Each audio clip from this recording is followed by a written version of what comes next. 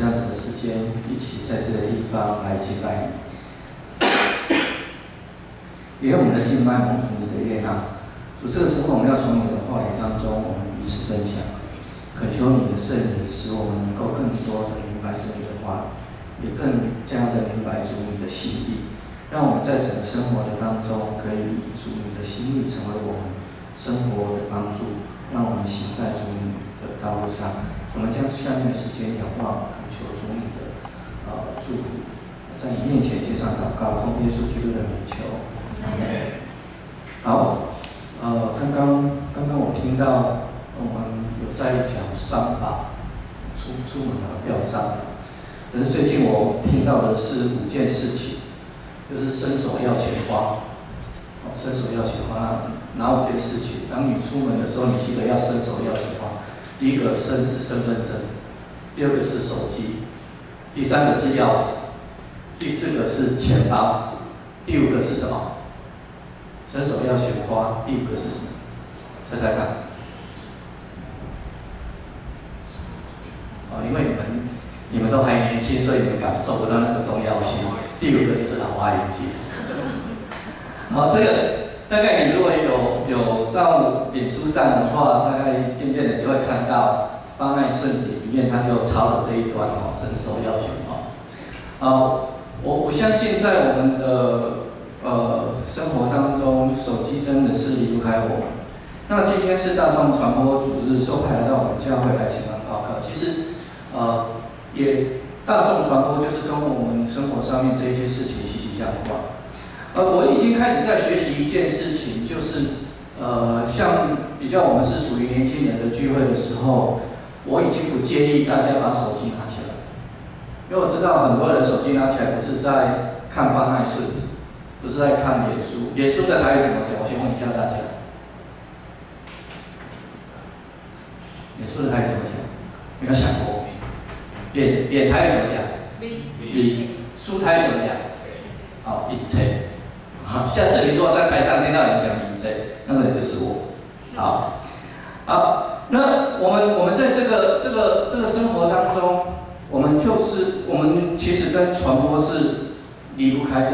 如果我们当中，其实我相信很多人现在越来越了解这种传播，因为我发现从小学开始就要做很多的 PPT， 很多的报告是跟我们用手机摄影然后做报告有关的。所以我想传播这件事情对我们来讲不容易了解的事情。我们了解传播事工是一个很吃力的工作，但是要做得好的话，它可以发挥很大的作用。不过在教会来说，我们在传播的事工上面比较容易受到一种自我限制。什么样的自我限制？因为我们都是好管家，我们都舍不得花钱。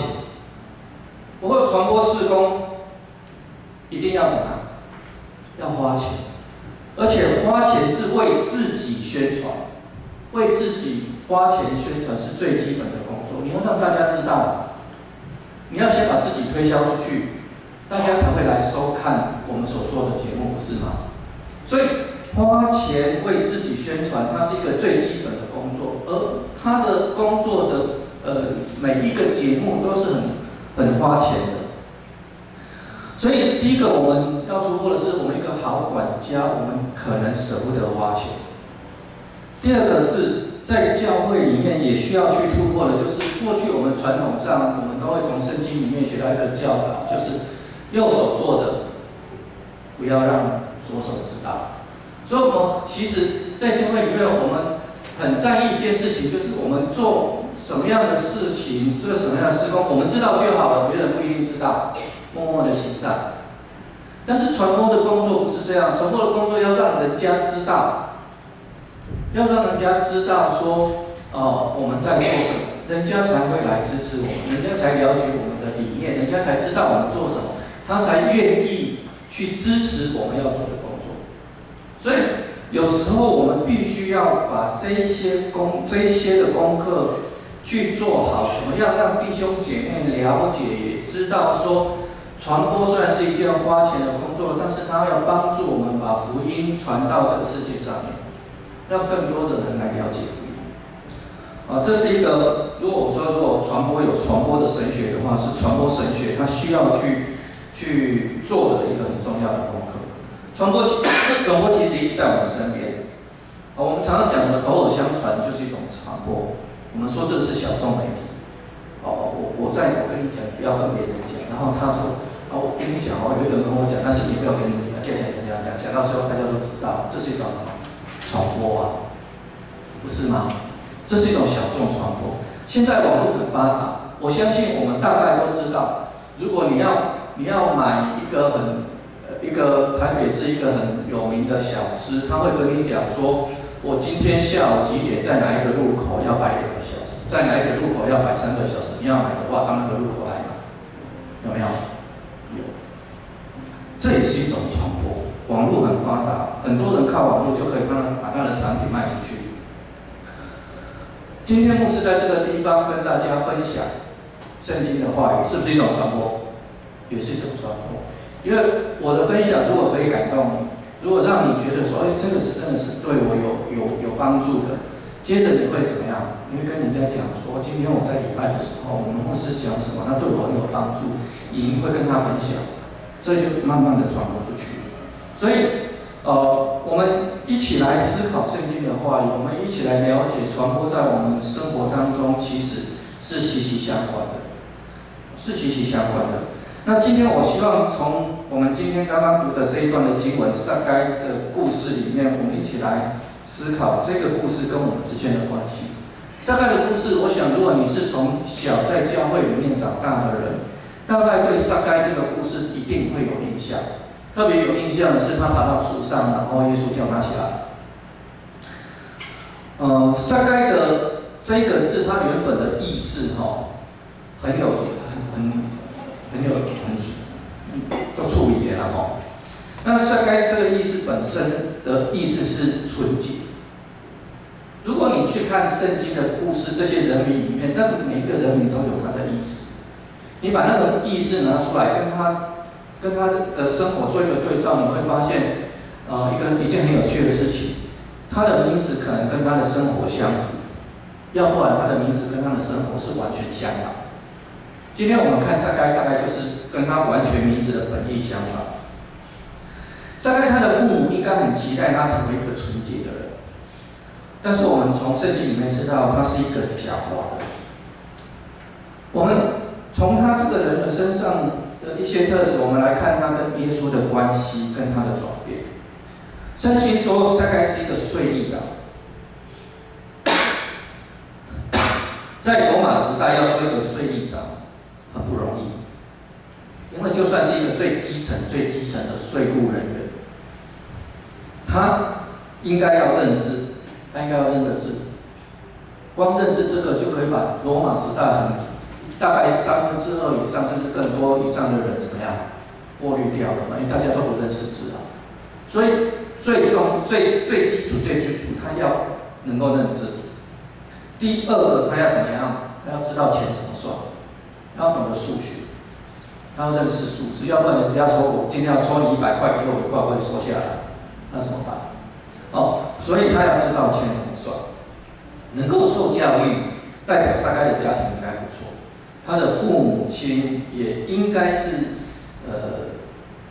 那种有权有势的人，有受过教育的人，所以他才能够让他有受教育的机会。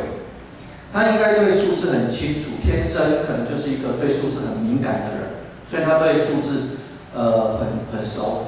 牧师在教会里面就会发现说，当教会里面在对一些账的时候，有些人很快就把那个账对好了。那像牧师的话，牧师在教会里面，你绝对不可以叫我记账，因为只要记几天之后，你就发现那个账是一团乱。所以有一些人天生对账很清楚，对数字很清楚，但是有一些人不行。那撒该也应该是一个很会赚钱的人。为什么说他应该是一个很会赚钱的人？我们都知道撒该当耶稣到他的家里之后，他曾经跟耶稣讲说：“我如果讹诈谁，刚刚的圣经有读到，他要还他几倍？4倍。我讹诈这个人1万块，我要还他4万块。那请问他如果都是那个骗人家来的钱的话，他有没有4万块还人家？我这个人骗1万块，那个人骗1万块，这个人骗1万块，我说要还他，我要还多少？是32。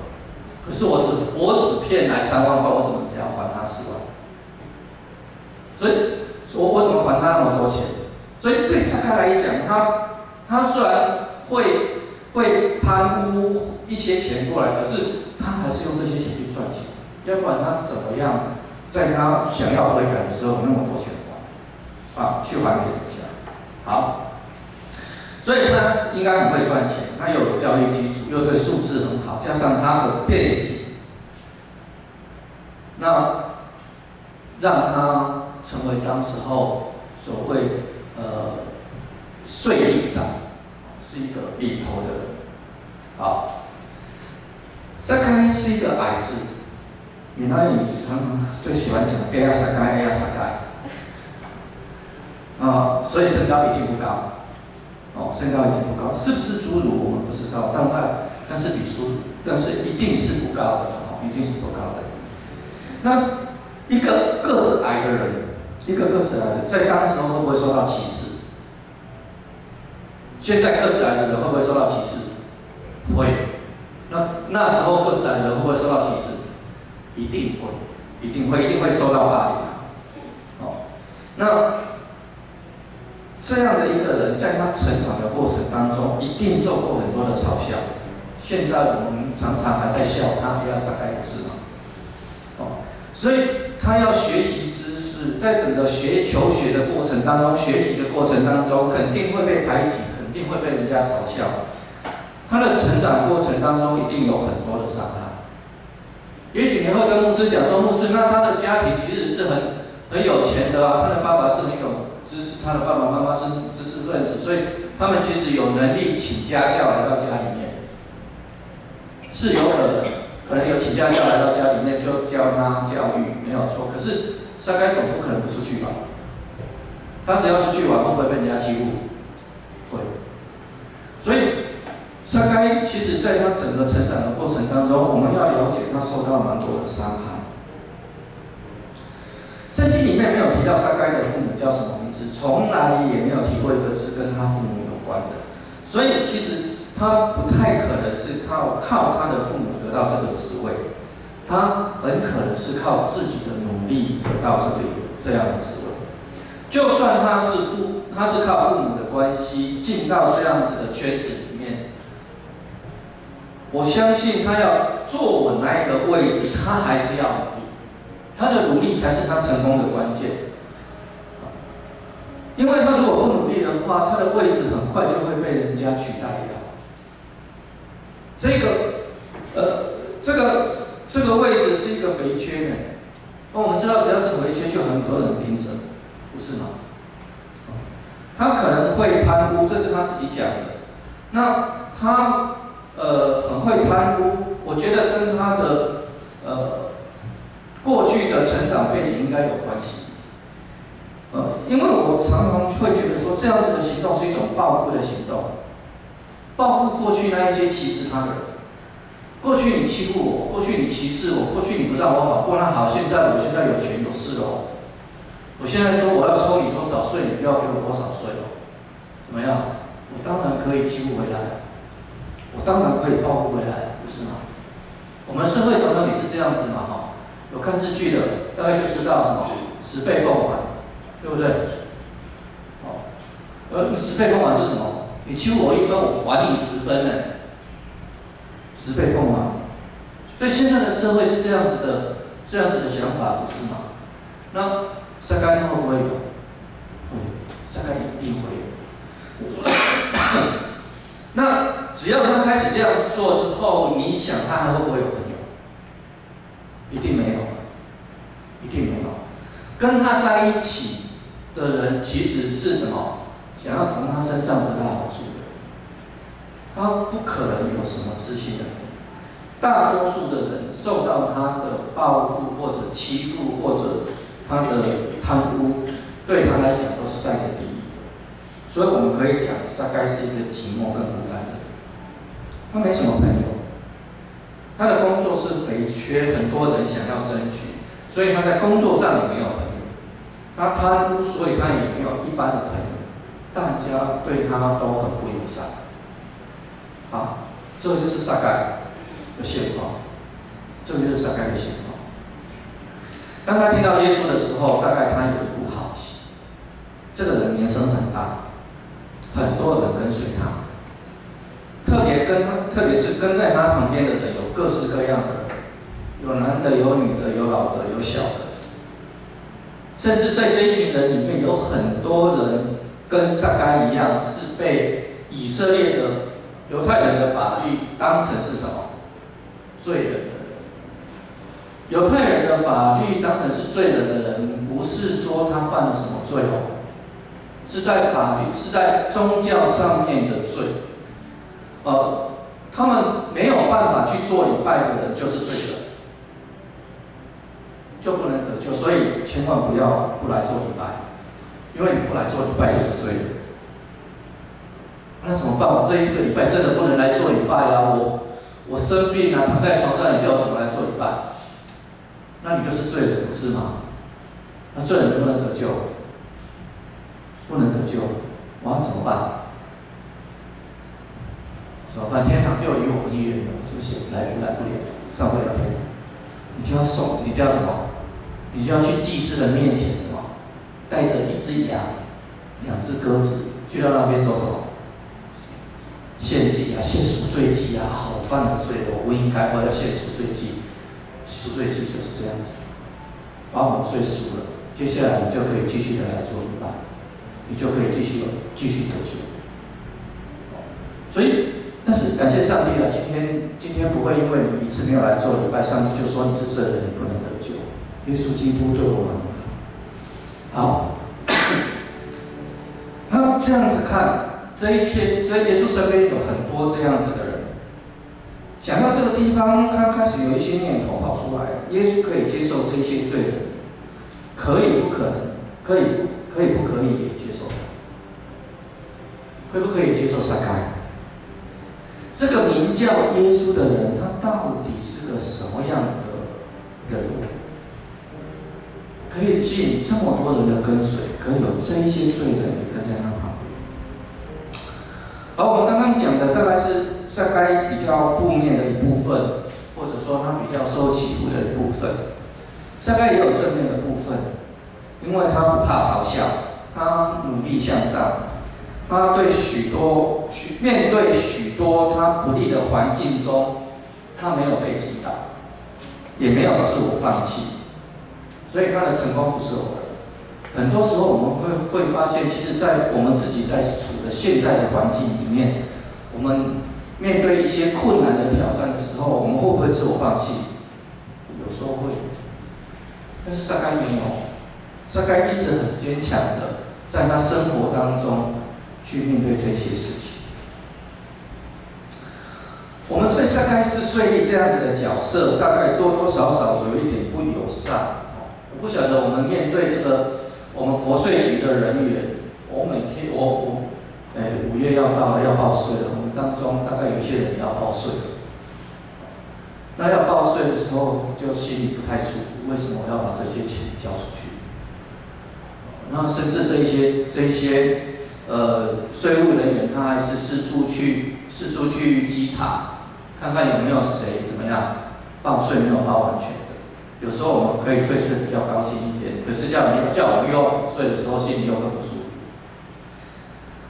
我印象很深哦，就是我大专的时候有一个学妹啊，我们在团契聚会之后，因为我们刚好是同一个路线，所以我们就一起坐公车回家。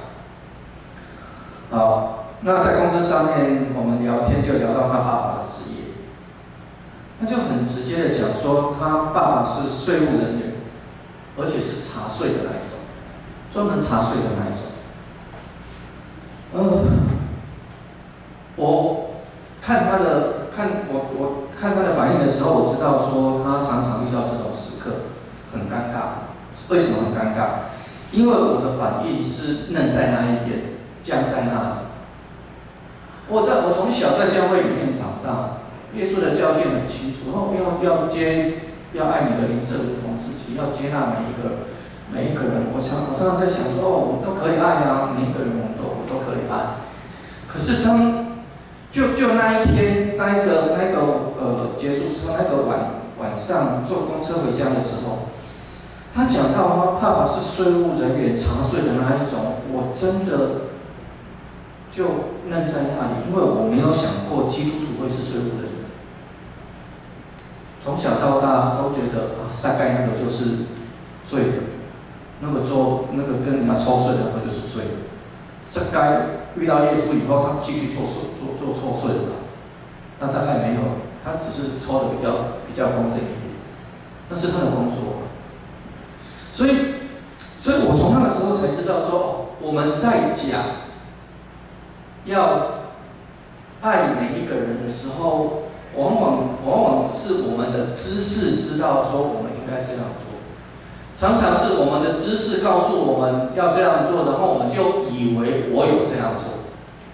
那一件事情让我非常的印象非常的深刻，因为那时候我就知道我没有办法爱每一个人，我没有办法爱，因为他是跟我同团契的人，他是我的随命。当我听到他爸爸的旨意的时候，我竟然会愣在那一边。好，他很习惯，感谢上帝，至少他很习惯，所以他没有去在意我的反应。那很自然的，我们就把这个话题又从他爸爸的身上移到团契的事工或者其他的事情上面。所以那次的经验，我了解，我对税务人员还是没有办法平常心看待。所以当我面对撒该的时候，我大概也是那个骂撒该的，或者是对撒该不友善。那撒该虽然很坚强，我相信他很聪明，所以当耶稣来了，撒该想要去看耶稣的时候，我不太相信撒该会想要挤在人群里面看撒该，看耶稣，因为挤在人群里面的时候，人家只要往他前面一站，他就看不到了。那想要把他挡住的人大概很多，然后他挤在人群里面。那一些被他抽过重税的人，被他贪污过的人，大概心里很不舒服的人，就会给他打个几拳。那撒该在里面很快就一起撵走，所以我相信他不会往人群中挤。因此，他爬到桑树上是一个很正确的选择。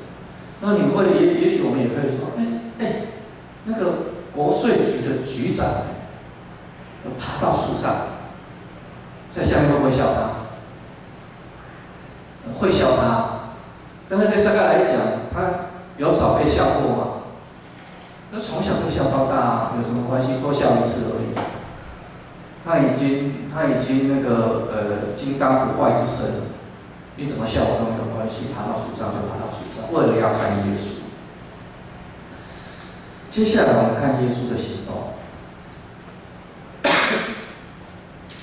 耶稣似乎认识撒该，或者知道有撒该这一号人物。一方面，撒该应该很有名；另外一方面，可能耶稣身边的人知道撒该的人，看到撒该远远的爬在树上，就跟耶稣讲说：“那个在树上的那个人很好认嘛，大家都在路边，只有撒该在树上。那个在树上的人就是撒该。他怎么样抽税？他怎么样贪污？他怎么样？大概可以讲的坏话都跟耶稣讲过。所以耶稣很确定的知道撒该，也知道他当时候人眼中的罪人。那耶稣来到这棵桑树下，在抬头看着撒该，跟他讲了一个很重要的一句话是什么？今晚我要住在你家。今晚我要住在你家。这句话引来大家批评这位大家敬重的人，就是批评耶稣。耶稣为什么要去罪人家？去法利赛人家不好吗？去祭司长家不好吗？你说不好，因为他们耶稣跟他们没有什么样的，耶稣很讨厌这些人。那还有其他的人啊，还有其他耶稣的学生的朋友啊，跟随耶稣人的朋友啊、亲人啊，当地的政要啊，那么多人，耶稣都可以去啊，为什么耶稣要去这个罪人的家？不过耶稣不以为意，耶稣常常做类似这样的事情。比如说，耶稣跟撒玛利亚的妇人讲话，犹太人是不跟撒玛利亚的妇人讲话的。耶稣去摸麻风病人，麻风病人摸到了就不解气，你就要在村庄外面等到太阳下山，然后赶快把身体洗一洗，手洗一洗，你才可以解气，才可以回到村庄里面。耶稣甚至让妓女洗他的脚。耶稣自己也在安息日的时候治病，也跟他的那个学生在那边那个搓那个麦穗来吃，搓麦穗对他们来讲就是在工作。安息日的时候他们都在工作，所以耶稣其实也没少做过这些事情。耶稣这个接纳的行动，促成了撒该的悔改，然后撒该的行动也做了一个很好的回应跟见证。而我想，我们从撒该的故事里面，我们稍微想一下，稍微做一个整理。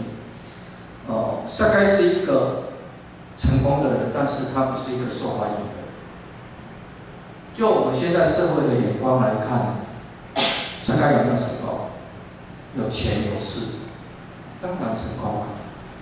又是国税局的局长，出去到外面，大家都怎么样？都要拍他马屁了，要不然他一不小心得罪他，课我重税怎么办？所以，一个成功的人，你不一定是受欢迎的人。如果你的方法、你的手段不正当，那么即使你成功，你也只是达到你的目标而已。当然，有一些人因为这样就满足了。撒该没有遇到耶稣之前的一段时间就是这样。所以，到底什么样才算是成功？到底什么样才算呢？要看我们自己想要的是什么。赚很多钱是不是成功？是。捐很多钱是不是成功？是。赚很多钱的可能还没有上杂志封面，捐很多钱的人现在上杂志封面了，不是吗？如果在比上杂志封面的话，那捐很多钱的人比赚很多钱的人还要成功。好，我们基督徒怎么样才算成功？有没有办法让人家觉得很羡慕我们的生活，想要跟我们一样，可以吸引他们想要来了解、明白这个信仰？当然，有时候我们也会说，身体有一些缺陷，个性上有一些缺点，这不代表我们不会成功。撒该就是有缺陷，撒该就是有缺点，所以我们也不要去轻视有缺陷或缺点的人。这个是我们要学习的。就如同我刚刚讲的，我学妹的爸爸的职业对我来讲，我那个时候没有办法去接受。这个是要学习的，这是要学习。撒该他没有放弃他自己，他努力，他赚很多的钱。更重要的是，他很会把握时机。会赚钱的人就会抓住时机嘛。什么时候该投资，什么时候该离场，什么时候可以赚钱，哪一些东西是应该要投资的，哪一些东西已经要赶快离开了，这个已经是黄昏，我们说那个黄昏工业，他们的这一些时机要把握的很好。撒该不只是把握赚钱的时机，他也把握住遇到耶稣的时机。有多少的人遇到耶稣，但是他却没有把握那一个改变一生的机会？感谢上帝，我们接受了耶稣，我们今天来到这个地方。耶稣接纳撒该，耶稣也会接纳我们。也许我们在我们的生命当中，或许有一段时间我们都受人看轻，但是我们要知道，上帝不看轻我们，正如耶稣没有看轻撒该一样。面对撒该，耶稣说：“今天我要到你的家，除非你自己拒绝耶稣。”撒该如果说：“耶稣不要啊，我是一个罪人，你就到其他的义人的家去好，你不要来到我家。”那撒该就失去那样的机会。除非我们自己拒绝耶稣。所以不要轻看自己，我们的能力不管怎么样，只要我们愿意服侍，我们都可以服侍上帝。所以不要轻视自己的能力。撒该如果自惭形象，不敢接受耶稣的邀请，就不会有改变。如果你想要改变，就勇敢地接受耶稣的邀请，将耶稣带回你自己家。如果你想要改变，就勇敢接受耶稣的邀请，请耶稣进到你的心里。万一你觉得好像受到轻视，要用诚恳来得到人的肯定跟敬重。撒该他愿意4倍的钱财还被他讹诈的人。4倍的钱财，如果我们对这个故事熟，也听过牧师讲，大概牧师会跟我们讲说，当时候的法律的规定是，我如果讹诈你，骗你1万块，我还你2万块，这个是法律规定的。可是撒该跟耶稣讲说，我如果骗了谁1万块，我要还他4万块，很诚恳，这是一种诚恳的表现。但是钱多不是重点。圣经没有说你只要还他4万之后，你什么罪都没有，不是这个样子。这个不是我们以前听的那个什么赎罪券，不是。钱多不是重点，重点在于态度，诚恳的态度。这一件事情不是耶稣要求他做的，这一件事情是撒该自己提出来的。重点在他自己提出来，他有那一种诚恳的心，想要弥补他过去的过错。好，最后想要跟大家几句话，跟大家来互相勉励，就是如果我们像撒该，在我们生命里面，其实我们需要耶稣，我们不能不要拒绝耶稣。很多人在他的生命当中，也许有一段时间觉得说得罪了上帝，觉得说自己好像是不洁净的人，好像是一个罪人。我常常听到教会里面有一些人，他可能刚好做错了一件事情，结果他觉得他没有脸再回到教会，没有脸再回到上帝的面前，结果他就变成从那个时候开始没有在教会，就离开教会。请问撒该有没有犯罪？有，撒该有犯罪。请问耶稣有没有拒绝他？没有。耶稣有没有接纳他？有。所以今天当我们真的觉得我自己有做错的时候，将来也许有一天我们都会，不只是你们，包括我在内，我们都有可能会犯罪，得罪上帝。